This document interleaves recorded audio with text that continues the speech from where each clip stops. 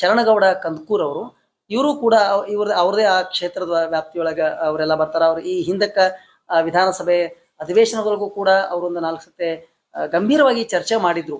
ಕಡೇಚೂರು ಬಾಡಿಯಾಳ ಕೈಗಾರಿಕಾ ಪ್ರದೇಶದೊಳಗೆ ಏನಾಗ್ಲಿಕ್ಕತ್ತದ, ಅಲ್ಲಿ ಜನರದ ಪರಿಸ್ಥಿತಿ ಎಷ್ಟು ಗಂಭೀರ ಅದ, ಸರ್ಕಾರ ಯಾಕೆ ಕ್ರಮ ಕೈಗೊಳ್ತೋ ಇಲ್ಲೋ, ಕೈಗೊಳ್ಳಿಲ್ಲ ಅಂದ್ರೆ ನಾವು ಮುಂದೆ ಏನ್ ಮಾಡ್ಬೇಕು ಅದನ್ನ ನೀವು ಹೇಳ್ರಿ ಅಂತ ಹೇಳಿ. ಆಮೇಲೆ ಇತ್ತೀಚೆಗೆ ಅವರು ಮುಖ್ಯಮಂತ್ರಿಗಳಿಗೂ ಕೂಡ ಮನವಿ ಕೊಟ್ಟು ಬಂದ್ರು ಮತ್ತು ಪರಿಸರ ಮಾಲಿನ್ಯ ನಿಯಂತ್ರಣ ಮಂಡಳಿ ಅಧ್ಯಕ್ಷರನ್ನು ಕೂಡ ಭೇಟಿಯಾಗಿ ಬಂದಿದ್ರು. ಈಗ ಅವರು ಫೋನ್ ಜೊತೆ ಸಂಪರ್ಕದಲ್ಲಿದ್ದಾರೆ, ಅವ್ರಿಗೂ ನಾವು ಮಾತಾಡೋಣ. ಅವರ ಕಾಳಜಿ ಏನದ ಅಥವಾ ಅವ್ರು ಏನ್ ಕ್ರಮ ಕೈಗೊಳ್ಳ, ಸರ್ಕಾರಕ್ಕೆ ಅವ್ರು ಯಾವ ರೀತಿ ಆಗ್ರಹ ಮಾಡ್ತಾರ, ಹಂಗಾರೆ ಮುಂದಿನ ಪರಿಸ್ಥಿತಿ ಏನು ಅಂಬೋದ್ರ ಬಗ್ಗೆ ತಿಳಿಸ್ತಾರ. ಸರ್ ನಮಸ್ಕಾರ. ಸರ್ ನಮಸ್ತೆ. ನಾನು ಆನಂದ್ ಸೌದಿ ಮಾತಾಡ್ಲಕತ್ತೀನಿ. ಬಾಡಿಯಾಳ ಕಡೇಚೂರು ಕೈಗಾರಿಕಾ ಪ್ರದೇಶದ ಬಗ್ಗೆ ತಾವು ಈ ಹಿಂದ ಸದನದೊಳಗೆಲ್ಲ ಚರ್ಚೆನೂ ಮಾಡಿದ್ರಿ. ಏನ್ ಹಂತಕ್ಕೆ ಬಂತು, ಅಲ್ಲಿ ಜನರದ ಪರಿಸ್ಥಿತಿ ಅದ, ಯಾಕೆ ಇನ್ನೂ ಜನರದ ನೋವು ನಲಿಗಳಿಗೆ ತಮ್ದು ಏನು ಸಲಹೆ ಏನು, ಮದ್ದೇನು ಅಂತ?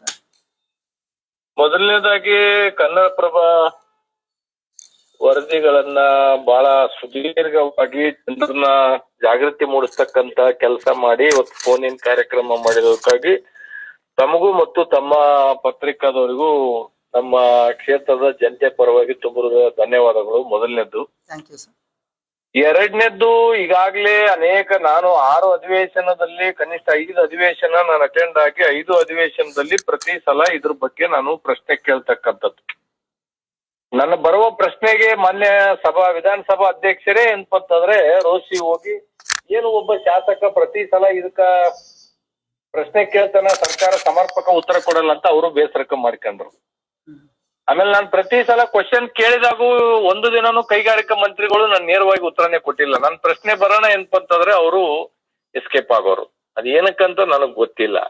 ಆಮೇಲೆ ಆಫ್ ದ ರೆಕಾರ್ಡ್ ಒಂದ್ಸಲ ಕೂತಾಗ ಮಾತಾಡಿದಾಗ ಮಾನ್ಯ ಮಂತ್ರಿಗಳು ಇಲ್ಲ, ಕಾರ್ಪೊರೇಟ್ ವ್ಯಾಪಾರಸ್ಥರ ಜೊತೆ ಫ್ರೆಂಡ್ಲಿ ಆಗಿ ಇರ್ಬೇಕು ಅಂತ ತಿಳ್ಕೊಂಡ್ ಹೇಳಿದ್ರಿ. ಈ ಫ್ರೆಂಡ್ಲಿನೇ ಇವತ್ತು ನನಗ ಕುತ್ತು ಬಂತ.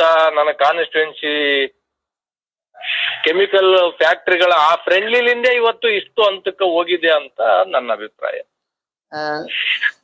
ತಾವು ಹಿಂದಕ್ಕೆ ಹೇಳಿದ್ರಿ ಕೈಗಾರಿಕೆಗಳ ಅಭಿವೃದ್ಧಿ ಆಗ್ಬೇಕು, ಬಟ್ ಅದು ಜನರದ ಜೀವ ಜೊತೆ ಆಡ್ಬಾರ್ದು ಅಂತ ಹೇಳಿ. ಎಲ್ಲೇ ಒಂದ್ ಕಡೆ ಇದು ಒಂದು ಇಂಡಸ್ಟ್ರಿಯಲ್ ಏರಿಯಾದ್ದು, ಇಂಡಸ್ಟ್ರಿಯಲ್ ಫ್ರೆಂಡ್ಲಿ ವಾತಾವರಣ, ಅಲ್ಲಿ ಜನರಿಗೆ ಇನ್ನೂ ಬಹಳ ಗಂಭೀರ. ಈ ಮತ್ತೆ ನಾಡ್ದ ಅಧಿವೇಶನ ಶುರು ಆಗ್ತದೆ, ನಿಮ್ ತಯಾರಿ ಏನ್ ಸರ್? ಯಾಕಂದ್ರೆ ಸಹಜವಾದಂತ ಜನರ ನಿರೀಕ್ಷೆ ಅದೇ. ಈಗ ಜಿಲ್ಲಾಡಳಿತ ಕೂಡ ನೋಟಿಸ್ ಇಶ್ಯೂ ಮಾಡಿದೆ, ಒಂದು ಕಂಪನಿ ಸೀಸ್ ಕೂಡ ಆಯ್ತು. ಎಲ್ಲೋ ಒಂದ್ ಕಡೆ ಸಮರ್ಪಕವಾಗಿ ಯಾವುದು ಅತಿ ಹೆಚ್ಚು ಗಂಭೀರವಾದಂತ ಪರಿಣಾಮಗಳನ್ನ ಬೀರ್ಲಕತ್ತಾವು, ಆ ಬೀರ್ತಕ್ಕಂತ ಕಂಪನಿಗಳ ವಿರುದ್ಧ ಕ್ರಮ ಕೈಗೊಳ್ಳಕ ಎಲ್ಲೋ ಒಂದ್ ಕಡೆ ಪ್ರಭಾವ ಅಡ್ಡಿ ಆಗ್ಲಕತ್ತದೇನೋ ಏನು ಅಂತ. ಅದಕ್ಕೆ ಖಂಡಿತವಾಗೂ ಪ್ರಭಾವಿಗಳ ಕೈ ಚಳಕ ಇದ್ರಲ್ಲಿ ಇದೆ, ಅದರಲ್ಲಿ ಏನ್ ಎರಡನೇ ಮಾತೇ ಇಲ್ಲ. ಯಾಕಂತಂದ್ರೆ ಒಬ್ಬ ಶಾಸಕ ಈ ಕ್ಷೇತ್ರದಿಂದ ಆಯ್ಕೆಯಾಗಿ ಬತ್ತವ ಪ್ರತಿ 2 ವರ್ಷದಾಗ ಪ್ರತಿ ಸಲನೂ ಅದ್ರ ಬಗ್ಗೆ ಗಂಭೀರವಾಗಿರ್ತಕ್ಕಂಥ ವಿಷಯಗಳನ್ನ ನಾನಾಗ್ಲಿ ಅಥವಾ ಏನಪ್ಪಂದ್ರೆ ನನ್ನ ಜೊತೆ ತಮ್ಮ ಪತ್ರಿಕಾದವರು ಸಹ ಏನಪ್ಪಂದ್ರೆ ಇದ್ರ ಬಗ್ಗೆ ಸುದೀರ್ಘವಾಗಿ ಏನಪ್ಪಂದ್ರೆ ಒಂದು ವರದಿ ಮಾಡ್ತಕ್ಕಂಥದ್ರಿಂದ ಮಾನ್ಯ ಮುಖ್ಯಮಂತ್ರಿಗಳಿಗೆ ಖುದ್ದು ಭೇಟಿಯಾಗಿನಿ, ಸರ್ಕಾರದ ಮುಖ್ಯ ಕಾರ್ಯದರ್ಶಿಗಳಿಗೆ ಭೇಟಿಯಾಗಿನಿ, ಪೊಲ್ಯೂಷನ್ ಬೋರ್ಡ್ ಅಧ್ಯಕ್ಷರಿಗೆ ಭೇಟಿಯಾಗಿನಿ. ಮೊನ್ನೆ ಒಂದು 2 ವಾರದಿಂದ ಅರಣ್ಯ ಮತ್ತು ಮಾಲಿನ್ಯ ಇಲಾಖೆ ಮಂತ್ರಿಗಳಾಗಿರ್ತಕ್ಕಂಥ ಈಶ್ವರ್ ಖಂಡ್ರೆ ಅವ್ರಿಗೆ ಭೇಟಿಯಾಗಿನಿ.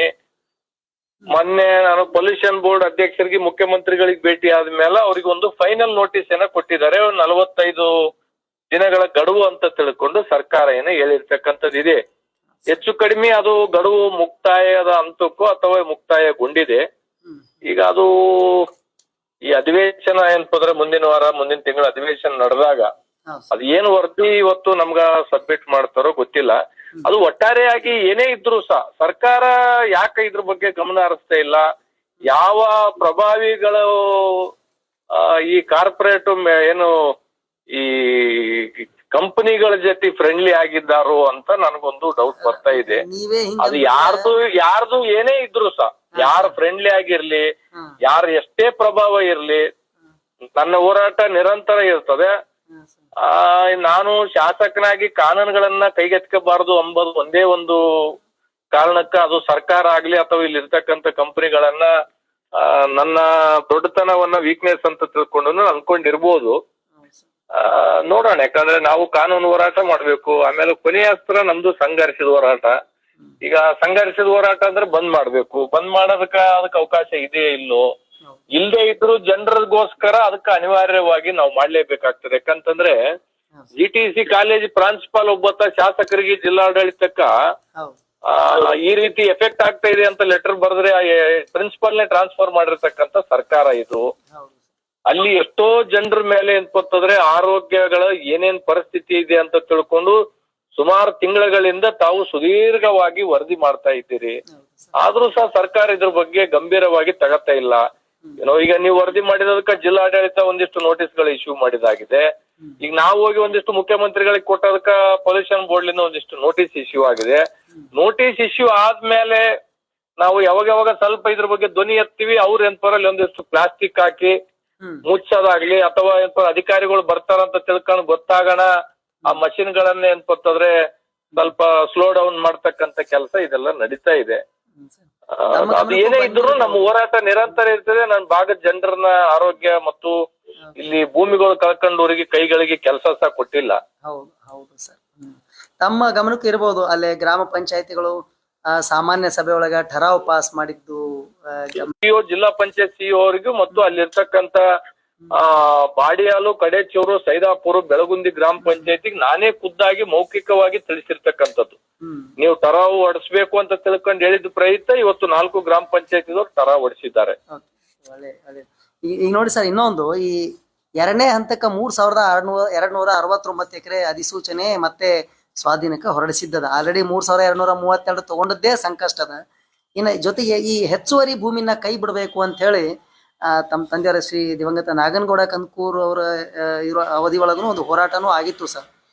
ಅದು ಜನರಿಗೆ ಈಗನೂ ಕೂಡ ಅದು ಕಾಡ್ಲಿಕ್ಕತ್ತದ. ಎಲ್ಲೋ ಒಂದ್ ಕಡೆ ಎರಡನೇ ಭೂಮಿ ಹೆಚ್ಚುವರಿ ಆದದ್ರ ಬಗ್ಗೆನೂ ಸರ್ಕಾರ ಏನು ಮಾಡಬಲ್ತು, ವಾಪಸ್ನು ಕೊಡ್ಬೋ. ಮತ್ ನೋಡಿದ್ರೆ ಫಾರ್ಮಾಸ್ಯೂಟಿಕಲ್ಸ್ ಒಂದು ಫಾರ್ಮಾ ಹಬ್ಬೆ ಕ್ಯಾನ್ಸಲ್ ಆಗಿ ಹೋಯ್ತು. ಯಾಕೆ ಇದು ಸರ್ಕಾರ ಈ ವಿಚಾರದೊಳಗೆ ಗಂಭೀರತೆ ತೋರಿಸ್ವಲ್ತು? ರೈತರಿಗೆ ಎಷ್ಟೋ ಅವರ ವ್ಯವಹಾರಗಳಿಗೆ ಅದು ಅಡ್ಡಿ ಆಗ್ಲಿಕ್ಕತ್ತದ. ಬಡತನ ಅಥವಾ ಯಾವುದೋ ಶಿಕ್ಷಣ, ಮದುವೆ ಈ ವಿಚಾರದೊಳಗೆ ಒಂದ್ ಕಡೆ ಇರೋ 27 ಕಂಪ್ನಿಗಳು ಮತ್ತೆ 34 ಕಂಪ್ನಿಗಳು ಹೊಸದಾಗಿ ಬರ್ಲತ್ತಾವ. ಇದ್ದ ಕಂಪ್ನಿ ಒಳಗೆ ಬದುಕೋದು ಕಠಿಣ, ಹೊಸ ಕಂಪ್ನಿಗಳು ಬರ್ಲಿಕ್ಕತ್ತಾವ ಅಂತ ಹೇಳಿ. ಇನ್ನು ಎರಡನೇದು ಹೆಚ್ಚುವರಿ ಭೂಮಿ ಅಧಿಸೂಚನೆ ಹೊರಡಿಸಿದ್ದು ರದ್ದಾಗವಲ್ತು. ಈ ನಿಟ್ಟಿನೊಳಗೆ ತಾವು ಶಾಸಕರಾಗಿ ತಾವು ಸರ್ಕಾರಕ್ಕೆ ಏನಾದ್ರು ಮನದಟ್ಟು ಮಾಡೋ ಪ್ರಯತ್ನ ಮಾಡ್ತೀರೇನೋ ಸರ್? ಯಾಕಂದ್ರೆ ದೊಡ್ಡ ಕಂಪ್ನಿಗಳೇ ತಾವಿಷ್ಟೆಲ್ಲ ಹೇಳಿದ್ಮೇಲೂ ಹಿಂಗ ಆಗ್ಲಿಕ್ಕತ್ತದ ಅಂತ ತಾವ್ ಹೇಳಿದ್ರಿ. ಇನ್ನು ಸಾಮಾನ್ಯ ಜನರ ಪರಿಸ್ಥಿತಿ ಏನಾಗ್ಬಾರ್ದು ಅಂತ.